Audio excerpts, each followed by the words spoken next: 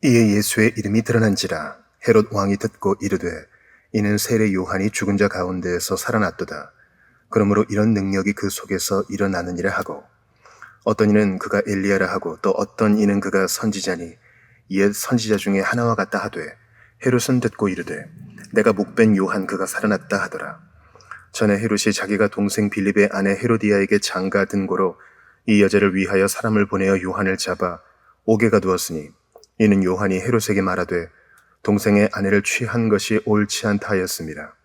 헤로디아가 요한을 원수로 여겨 죽이고자 하였으되 하지 못한 것은 헤롯이 요한을 의롭고 거룩한 사람으로 알고 두려워하여 보호하며 또 그의 말을 들을 때에 크게 번민을 하면서도 달갑게 들음이러라. 마침 기회가 좋은 날이 왔으니 곧 헤롯이 자기 생일에 대신들과 천부장들과 갈릴리의 귀인들로 더불어 잔치할세, 헤로디아의 딸이 친히 들어와 춤을 추어 헤롯과 그와 함께 앉은 자들을 기쁘게 한지라.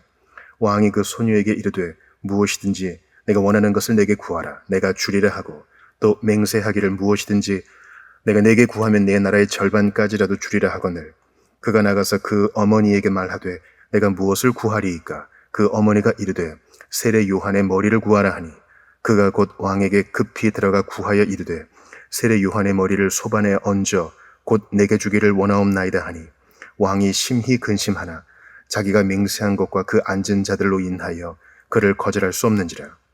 왕이 곧 쉬병 하나를 보내어 요한의 머리를 가져오라 명하니, 그 사람이 나가 옥에서 요한을 목베어 그 머리를 소반에 얹어다가 소녀에게 주니, 소녀가 이것을 그 어머니에게 주니라. 요한의 제자들이 듣고 와서 시체를 가져다가 장사하니라. 우리 주 예수에 대하여 사람들이 품고 있었던 엉뚱한 생각들. 그리스도의 고향 사람들은 그리스도의 초라한 친족들을 잘 알고 있었기 때문에 그리스도에게 뭔가 위대한 것이 있으리라고 믿을 수가 없었다. 그러나 그리스도에 대하여 그러한 편견의 영향 아래 있지 않았던 사람들도 그리스도께서 하나님의 아들이며 참 메시아라는 진리를 받아들인 것이 아니라 뭔가 다른 것을 생각하고자 하였다. 사람들은 그리스도가 그들이 기다렸던 엘리야라고 말하기도 했고, 선지자라고 말하며 구약의 선지자들 중 한 사람이 살아나서 이 세상에 되돌아온 것이라고 생각하기도 했으며, 옛 선지자 중에 하나라고 말하며 구약의 선지자들과 동등한 새로 일어난 선지자로 생각하기도 하였다. 그리스도에 대한 헤롯의 견해. 헤롯은 예수의 이름과 명성, 예수께서 말씀하시고 행하신 것을 사람들로부터 전해 듣고 이렇게 말하였다. 이 사람은 분명히 세례 요한이다. 이 사람은 내가 목벤 요한이다. 세례 요한이 죽은 자 가운데에서 살아났도다. 요한은 우리와 함께 있는 동안에는 아무런 이적도 행하지 않았지만 한동안 다른 세계에 가서 큰 능력을 받아가지고 다시 왔기 때문에, 그러므로 이런 능력이 그 속에서 일어나느니라. 신앙이 없는 곳에는 공상이 생겨나는 법이다. 사람들은 그리스도를 죽은 자 가운데에서 살아난 선지자라고 말하였고, 헤롯은 죽은 자 가운데에서 살아난 세례 요한이라고 말하였다. 이것으로 볼 때 유대인들은 선지자가 죽은 자 가운데에서 살아나서 권능을 행하는 것을 기대하였고, 불가능하거나 있을 수 없는 일이라고 생각하지 않았다는 것을 우리는 알 수 있는데, 아직 그리스도께서 죽은 자 가운데에서 살아나지 않은 때에 그들은 너무도 쉽게 그리스도가 죽은 자 가운데에서 살아난 선지자가 아닌가 생각하였다. 그러나 나중에 정작 그리스도께서 정말 죽은 자 가운데에서 살아나셨을 때는 그들은 그것을 완강하게 부정하고 반박하였다. 진리를 가장 완강하게 거부하고 믿지 않으려 하는 자들이 보통 거짓과 공상에는 가장 잘 속아 넘어가는 법이다. 하나님의 일에 반대하여 싸우는 자들은 스스로 이겼다고 생각할 때조차도 그들이 패한 것을 발견하게 된다. 주님의 말씀은 영원하기 때문에 그들은 결코 이길 수가 없다. 그리스도의 증인들이 죽임을 당했을 때에 기뻐하였던 자들은 그들이 3, 4일 후에 다시 살아나자 기겁을 한다. 돌이킬 줄 모르고 뉘우치지 않는 죄인은 예후의 칼을 피한다고 하더라도 엘리사에 의해 죽임을 당하게 된다. 죄를 지은 양심은 고소하는 자나 괴롭히는 자를 필요로 하지 않고 양심 자체로 충분하다.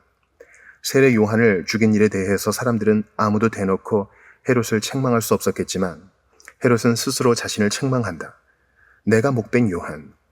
이 일에 대한 두려움이 헤롯으로 하여금 그리스도가 다시 살아난 요한이라고 생각하게 만들었다. 헤롯은 세례 요한이 살아있는 동안에 그를 두려워하였다. 그런데 요한을 자기가 죽였는데 예수로 다시 살아났다고 생각하는 지금에 있어서 헤롯은 요한이 죽었다고 생각했을 때보다도 10배나 더 두려움을 느꼈을 것이다.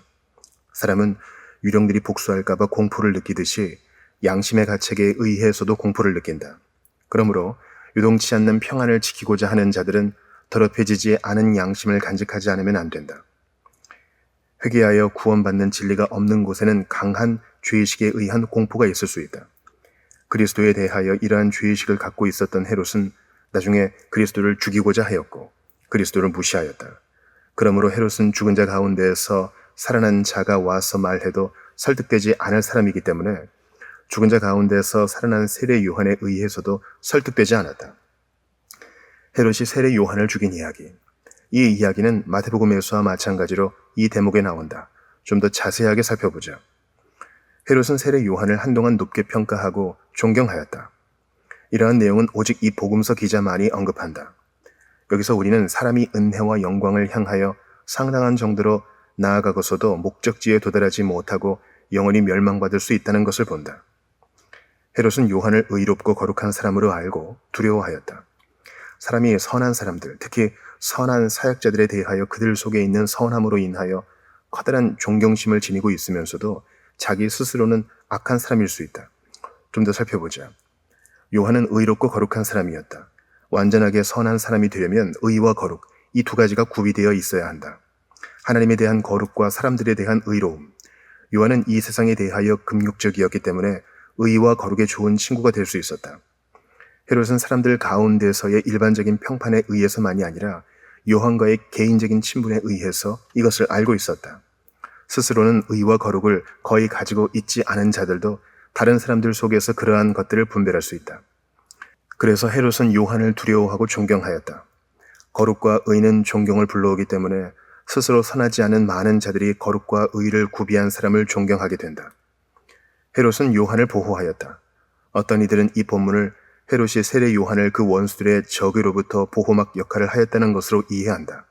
하지만 헤롯은 요한의 훌륭한 말들에 감탄하여 요한에게 배울 것이 있다고 생각했고 주변 사람들에게 그것을 칭찬하였으며 요한이 말하고 행하는 것들을 자기가 지키는 것처럼 보이게 하였다고 보는 것이 옳을 것이다. 헤롯은 요한이 전하는 말을 들었다. 요한의 외모가 얼마나 초라했는지를 생각하면 이것은 정말 큰 겸양이었다. 그리스도께서 길에서 전하시는 말씀을 듣는 것만으로는 저 진노의 말에 변명이 될 수 없다. 헤롯은 요한이 설교를 통해서 그에게 가르쳐준 것들 중 많은 것을 행하였다. 헤롯은 단지 말씀을 듣는 자에서 그친 것이 아니라 부분적으로 행하는 자였다. 헤롯은 요한이 설교 중에서 책망한 몇몇 죄들을 버렸고 몇몇 의무들을 수행하였다. 그러나 모든 계명을 지키지 않는다면 많은 것들을 행하는 것으로는 결코 충분하지 않다. 헤롯은 요한의 말을 달게 들었다. 헤롯은 벨릭스가 바울의 말을 들었던 경우와는 달리 요한의 말을 두려움이 아니라 기쁨으로 들었다. 외식하는 자도 말씀을 들을 때에 순간적인 기쁨이 찾아올 수 있다. 에스겔의 말씀은 청중들에게 사랑스러운 노래로 들렸다. 돌밭은 말씀을 들을 때에 기쁨으로 받는다. 헤롯에게 그의 잘못들을 일러주는 요한의 신실함. 헤롯은 동생 빌립의 아내와 결혼하였었다. 의심할 여지 없이 온 나라가 이 일을 넣고 헤롯을 욕하고 책망하였을 것이다. 그러나 요한은 헤롯을 책망하였을 뿐만 아니라 동생의 아내를 취한 것이 옳지 않다고 분명하게 말해주었다. 헤롯은 요한이 가르쳐준 많은 것들을 행하면서도 이 죄를 버릴 수 없었다. 그래서 요한은 헤롯에게 특별히 이 죄에 대하여 말해주었다. 엘리야가 아합 왕에게 내가 죽이고 또 빼앗느냐라고 말한 것처럼 비록 헤롯이 왕이었지만 요한은 그에게 직설적으로 그 죄를 지적하여 말해주었던 것이다. 요한이 헤롯의 보호를 받고 있는 상황에서 이 직설적인 지적으로 요한은 그 보호를 상실할 수도 있었지만 직언을 통해서 헤롯을 책망하였다. 친구의 아픈 책망은 충직으로 말미암는 것이다. 돼지가 더러운 구덩이에 도로 눕고 진주를 돼지 앞에 던지는 경우가 종종 있긴 하지만 통상적으로 사람을 경책하는 자는 혀로 아첨하는 자보다 나중에 더욱 사랑을 받는다. 책망받는 사람이 어느 정도 분별력이 있는 경우에 헤롯의 심기를 건드리는 것이 위험한 일이었고 헤로디아의 심기를 건드리는 것은 더더욱 위험한 일이었지만 요한은 자신의 의무를 다하지 못하느니 차라리 위험을 감수하고자 하였다. 하나님의 일에 충성하고자 하는 사역자들은 사람의 얼굴을 두려워해서는 안 된다는 것을 명심하라. 사람들의 영적인 유익을 구하는 것이 아니라 사람들을 즐겁게 하는 데에 힘쓴다면 우리는 그리스도의 종들이 아니다. 이 일 때문에 헤로디아는 요한에게 앙심을 품었다. 헤로디아가 요한을 원수로 여겨 죽이고자 하였다. 그러나 헤로디아는 목적을 달성할 수 없게 되자 요한을 옥에 가두어 두게 하였다. 요한이 헤로디아의 일로 헤롯의 심기를 건드리기 전까지 헤롯은 요한을 존경하고 있었다. 많은 사람들은 예언의 말씀이 자신의 심기를 건드리지 않는 부드러운 내용이면 그 예언을 존중하고, 설교가 자신이 좋아하는 죄를 건드리지 않는 내용이면 그 설교를 좋아한다. 그러나 예언이나 설교가 그들의 심기를 건드리면 그들은 참지를 못한다. 그러므로 세상의 일들이 악하다고 증거하는 자들을 세상이 미워하는 것은 결코 이상한 일이 아니다. 그러나 사역자들은 자신의 의무에 충실하여 죄를 지적함으로써 죄인들로부터 핍박을 받는 것이 자신의 의무를 저버리고 죄를 지적하지 않음으로써 죄인들로부터 영원히 욕을 먹는 것보다 더 낫다. 요한의 목을 베기 위한 음모. 나는 헤롯이 요한의 목을 달라는 헤로디아의 요구를 기뻐하지 않고 의외라고 여겨서 깜짝 놀란 채 하였지만, 사실은 이 음모에 직접 가담하여 헤로디아와의 공조에 의해서 이 일이 저질러졌다고 생각한다. 왜냐하면 마침 기회가 좋은 날이 왔으니 라고 본문에 나와 있기 때문이다. 목적을 달성하기에 적합한 날이 온 것이다. 헤롯 왕의 생일에 궁정에서는 무도회가 열리고 대신들과 천부장들과 갈릴리의 귀인들을 위한 잔치가 벌어졌다. 이 엄숙한 잔치를 빛내기 위하여 헤로디아의 딸이 사람들 앞에서 춤을 추고 헤롯은 딸의 춤에 빠져들어 매혹되는 채 하였다. 그렇게 되면 헤롯과 함께 앉은 자들도 헤롯에게 아부하기 위하여 그런 척하지 않을 수 없었을 것이다. 이때의 왕은 딸에게 무엇이든지 내가 원하는 것을 내게 구하라, 내가 나라의 절반까지라도 주리라고 엄청난 약속을 하게 된다. 만약 헤로디아의 딸이 헤롯의 약속을 제대로 알아들었더라면 그들의 목적은 이루어지지 못했을 것이다. 왜냐하면 세례 요한의 목은 헤롯의 나라 전체보다 더 가치가 있었기 때문이다. 이 약속은 맹세로 이루어진 것이었기 때문에 약속을 취소할 수 있는 여지는 없었다. 맹세하기를 무엇이든지 내가 내게 구하면 내가 주리라.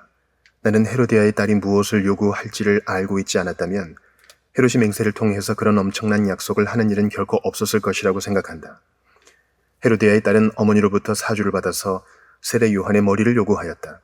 그리고 그녀는 마치 놀잇감이라도 되는 듯이 헤롯의 머리를 소반에 얹어서 어머니에게 가져다 주었다. 시간이 지체되거나 때를 놓치는 일이 없이 모든 일은 척척 순조롭게 진행되었다. 헤롯은 딸의 요구를 받아들였고 내빈들이 자리를 함께하는 동안에 즉시 처형이 이루어졌는데, 우리는 헤롯이 미리 이 문제를 결정해 둔 것이 아니라면 그가 이런 식으로 일을 처리했을 것이라고 거의 생각할 수 없다. 헤롯은 자기가 갑작스럽게 약속을 하지 않았더라면 결단코 이런 일을 하지 않았을 것처럼 사람들에게 보이고자 하였다. 왕은 심히 근심하였다. 즉 헤롯은 심히 근심하는 것처럼 보였고 자기가 심히 근심한다고 말하였으며 마치 자기가 심히 근심한 것처럼 나타내었다. 그러나 이 모든 것은 속임수였고 위장이었다. 그는 세례 요한을 없앨 수 있는 구실을 찾아낸 것을 참으로 기뻐하였다. 위장할 줄 모르는 사람은 다스릴 줄을 모르는 것이다 라는 말이 있다. 그렇지만 헤롯에게도 요한을 애석해 하는 마음이 없지 않았다. 이렇게 요한을 죽이면서 헤롯에게 큰 후회와 망설임이 없을 수는 없었을 것이다. 선천적인 양심으로 인해서 사람은 쉽게 죄를 범하지 못한다. 양심을 거역하면 불안하다. 그렇다면 이 점을 보여주는 것들은 무엇인가?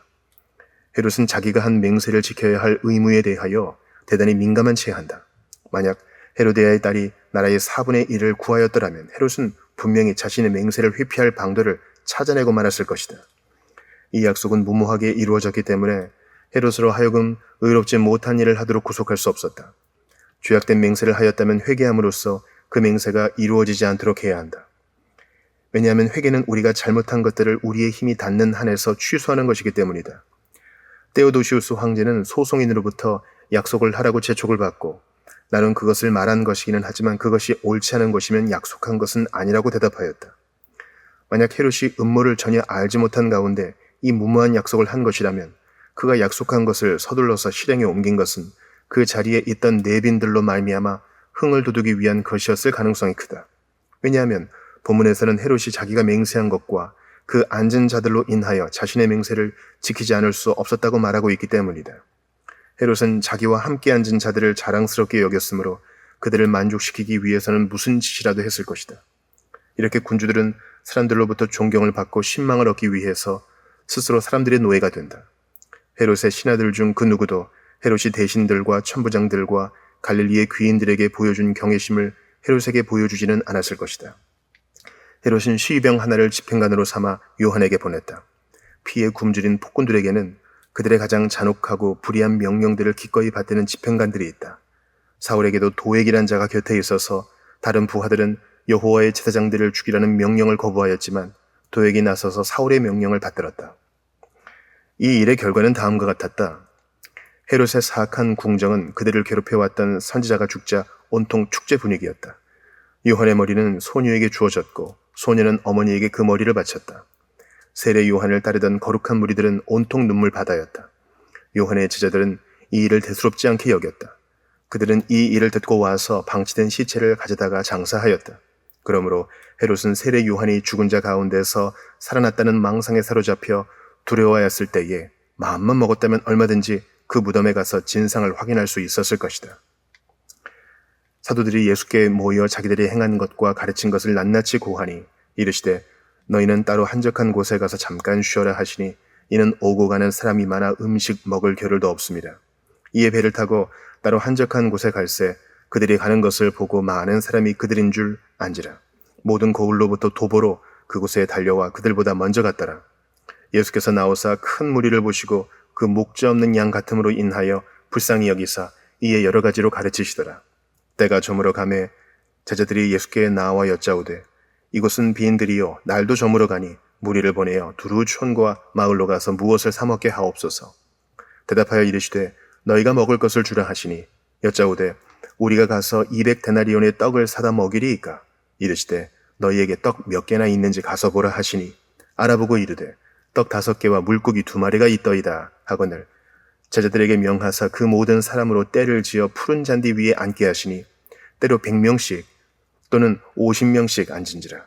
예수께서 떡 5개와 물고기 2마리를 가지사 하늘을 우러러 축사하시고 떡을 떼어 제자들에게 주어 사람들에게 나누어 주게 하시고 또 물고기 2마리도 모든 사람에게 나누심에 다 배불리 먹고 남은 떡 조각과 물고기를 12바구니에 차게 거두었으며 떡을 먹은 남자는 5,000명이었더라.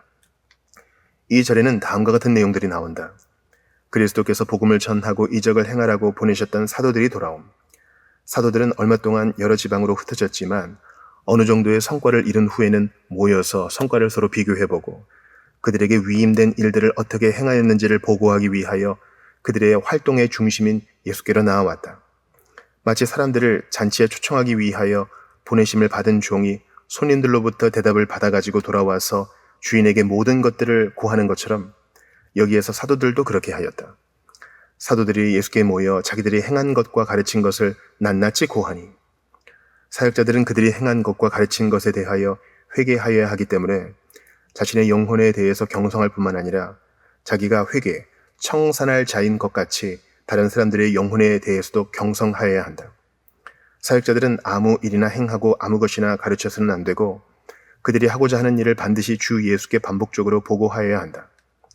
충성된 사역자들이 그들의 가르침과 생활 방식이 사람들에 의해서 오해를 받고 있을 때에 그리스도께 호소할 수 있고 그리스도께서는 사역자들이 자유롭게 자기 앞에 나와서 그들의 사정을 내놓으며 그들이 어떤 대우를 받았고 어떤 점에서 성공하였고 어떤 점이 실망스러웠는지를 낱낱이 고하게 하신다는 것은 큰 위로가 아닐 수 없다.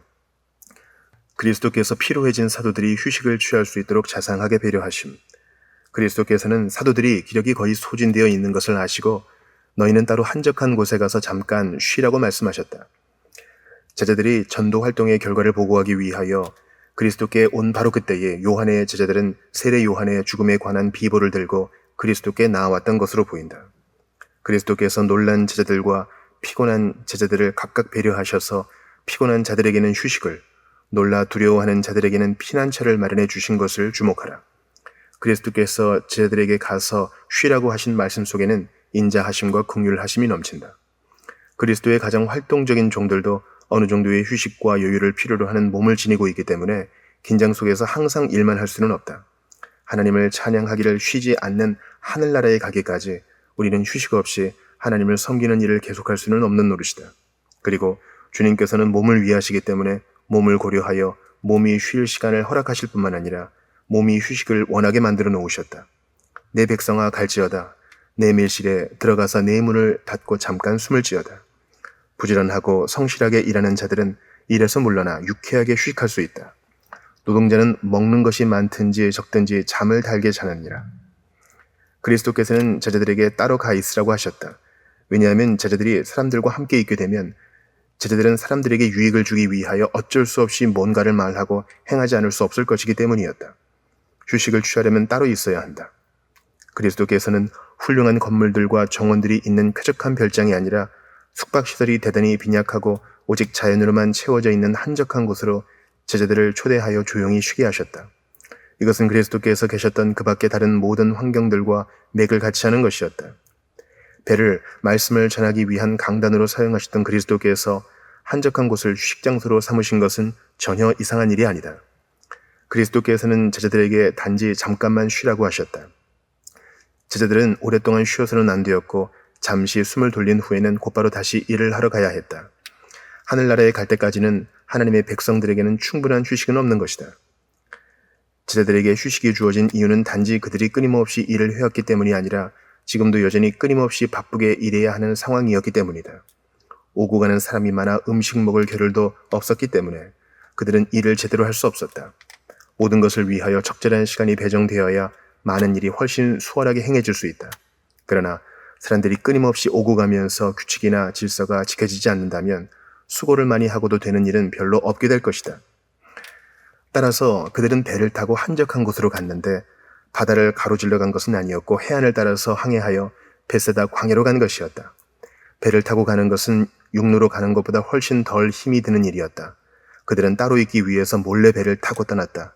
매일 사람들 앞에 서야 하는 사람들은 종종 혼자 있고 싶어하는 법이다. 그리스도를 따르는 사람들의 근면성, 그리스도와 그의 제자들이 아주 정당한 이유로 물러나 쉬고자 했는데도 사람들이 뒤따라온 것은 무례한 일이었다. 그렇지만 사람들은 책망을 듣거나 돌아가라는 말을 들은 것이 아니라 환영을 받았다. 온전히 선한 의도에서 범해진 무례는 그리스도를 따르는 자들 속에서는 쉽게 용서된다. 사람들은 부르심을 받고 온 것이 아니라 자신의 뜻에 따라서 임의대로 그리스도에게 나아왔다. 여기에는 정해진 시간도 없었고 집회가 예정되어 있지도 않았으며 종이 울리지도 않았다.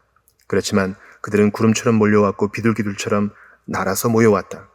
그들은 그리스도의 말씀을 듣기 위하여 모든 고을로부터 그들의 집과 가게를 떠나서 직업과 일을 중단한 채 그리스도께 나아왔다. 그리스도께서는 배를 타고 오셨지만 그들은 도보로 왔다.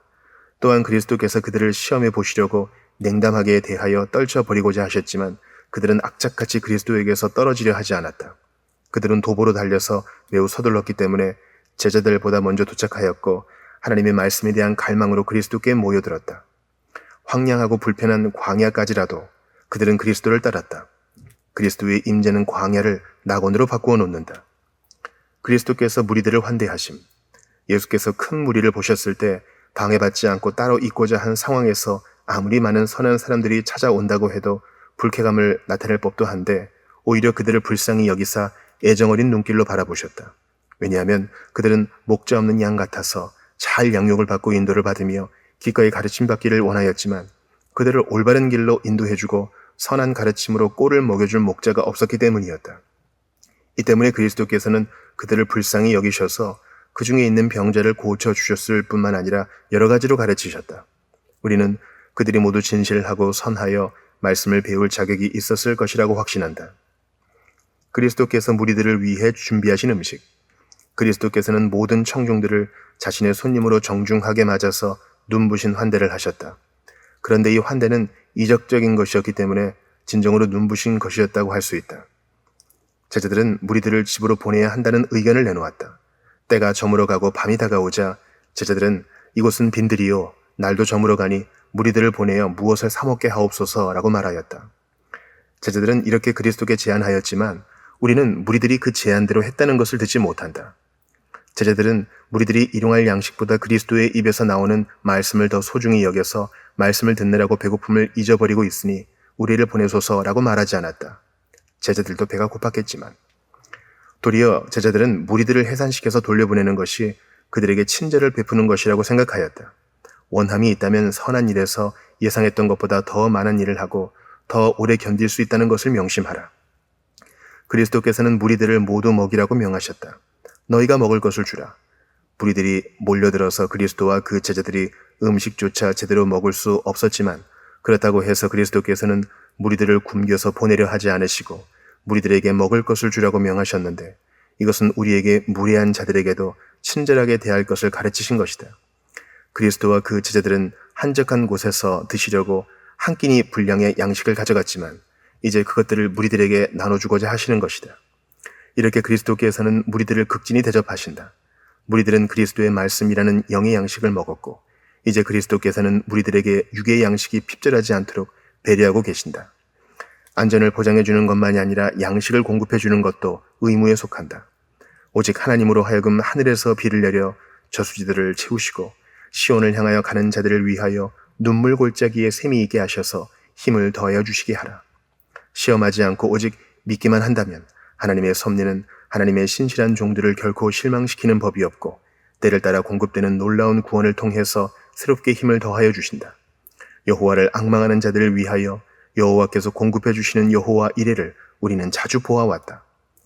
제자들은 너희가 먹을 것을 주라는 명령을 실행할 수 없는 일로 여겨서 반대하였다.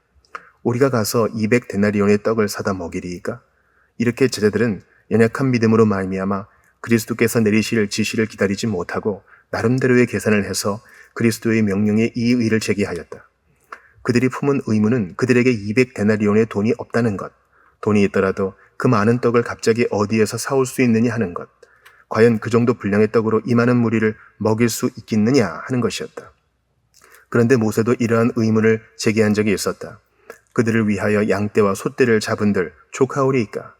그리스도께서는 자기가 무리들을 위하여 친히 준비하신 것에 제자들이 더 큰 가치를 둘 수 있도록 하기 위하여 제자들로 하여금 스스로 계산하고 가늠하는 것이 얼마나 어리석은 일인지를 보게 하셨다. 그리스도께서 무리를 다 배불리 먹이셨다. 무리들에게는 배에 비축되어 있던 양식인 떡 5개와 여기에 오면서 잡았을 것으로 보이는 물고기 2마리가 있었는데 이것이 그들의 메뉴였다. 이것은 그리스도와 그 제자들이 먹기에도 부족한 것이었지만 과부가 2렙돈을 헌금하고 마게도냐 교회의 극한 가난이 풍성한 연보를 넘치도록 하게 하였던 것처럼 무리들은 그것을 그리스도께 드렸다. 우리는 그리스도께서 식사 초대를 받고 가실 때에 다른 사람들도 데리고 가서 함께 식사하심으로써 초대한 사람과 식사를 함께 하면서 동시에 다른 사람들에게 식사를 공급하는 모습을 자주 본다. 그런데 여기에서는 그리스도께서 자신의 책임 하에 많은 무리에게 양식을 공급하신다.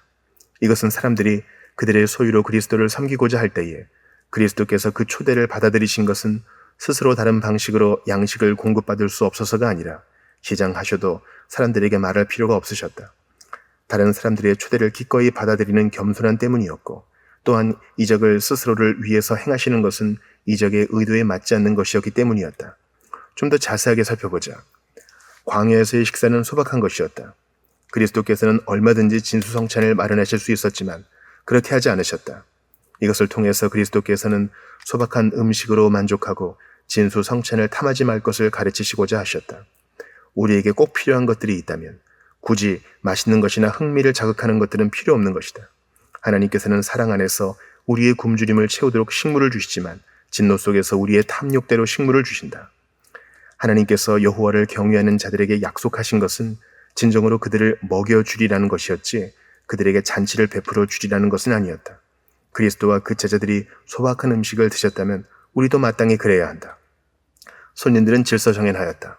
무리들은 때를 지어 푸른 잔디 위에 앉았고 100명씩 혹은 50명씩 앉았기 때문에 음식을 나누어 주기가 한결 쉽고 질서정연하였다. 하나님은 어지러움의 하나님이 아니시오 오직 질서의 하나님이시다. 이렇게 그리스도께서는 거기에 온 모든 사람이 충분히 먹되 한 사람도 빠지거나 과식하지 않도록 세심한 배려를 하셨다. 그리스도께서는 음식을 놓고 축사하셨다. 하늘을 우러러 축사하시고 그리스도께서는 제자들 중 한 사람에게 축사하라고 하지 않으시고 직접 축사하셨다. 이 축사 덕분에 기이하게도 떡과 물고기가 불어나서 무리들이 5,000명이나 되었지만 그들이 다 배불리 먹었다. 이 의미심장한 이적은 그리스도께서 위대한 치유자로서만이 아니라 위대한 공급자로서 이 세상에 오셨고 영적인 생명을 회복시키실 뿐만 아니라 보존하고 양육하기 위하여 오셨다는 것을 보여준다. 그리고 그리스도 안에는 그에게 나아오는 모든 자에게 줄 수 있는 충분한 것이 준비되어 있어서 모든 자의 영혼을 채워주고 그들의 곡간을 채워주기에 충분하다.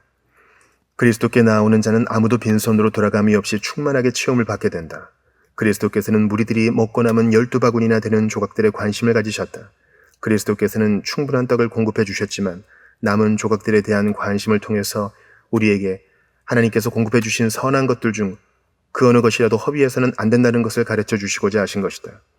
얼마나 많은 사람들이 우리가 버리는 조각들을 원하고 있으며 우리도 그 조각들을 필요로 할 때가 있을지 알지 못한다는 것을 기억하라.